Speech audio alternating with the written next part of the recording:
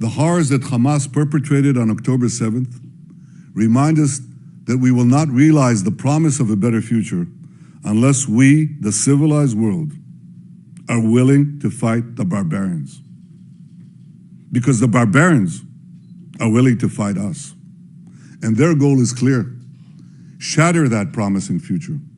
Destroy all that we cherish and usher in a world of fear and darkness. Ladies and gentlemen, this is a turning point for leaders and nations. It is time for all of us to decide if we are willing to fight for a future of hope and promise, or surrender to tyranny and terror. Now rest assured, Israel will fight. Since October 7th, Israel has been at war. Israel did not start this war. Israel did not want this war. But Israel will win this war. Hamas launched this war by perpetrating the worst savagery our people have seen since the Holocaust. Hamas murdered children in front of their parents, murdered parents in front of their children. They burned people alive. They raped women. They beheaded men. They tortured Holocaust survivors. They kidnapped babies. They committed the most horrific crimes imaginable. And they're part of the axis of evil that Iran has formed, an axis of terror that works by arming, training, and financing Hamas in Gaza, Hezbollah in Lebanon, the Houthis in Yemen, and other terror proxies throughout the Middle East and beyond the Middle East. In fighting Hamas and the Iranian axis of terror, Israel is fighting the enemies of civilization itself. Victory over these enemies begins with moral clarity. It begins with knowing the difference between good and evil, between right and wrong. It means making a moral distinction between the deliberate murder of the innocent and the unintentional casualties that accompany every legitimate war, even the most just war.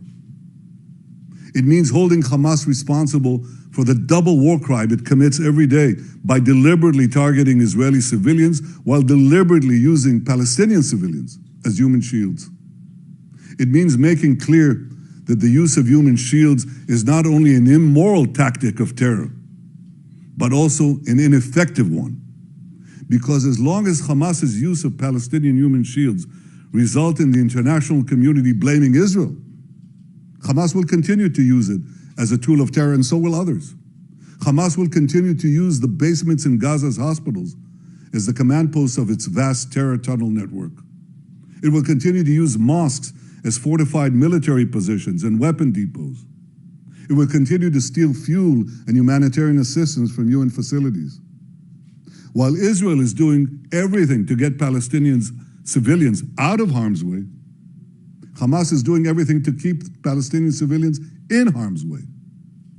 Israel urges Palestinian civilians to leave the areas of armed conflict, while Hamas prevents those civilians from leaving those areas at gunpoint. Hamas is also preventing foreign nationals from leaving Gaza altogether. And most despicably, Hamas is holding over 200 Israeli hostages, including 33 children, holding them, terrorizing them, keeping them as hostages.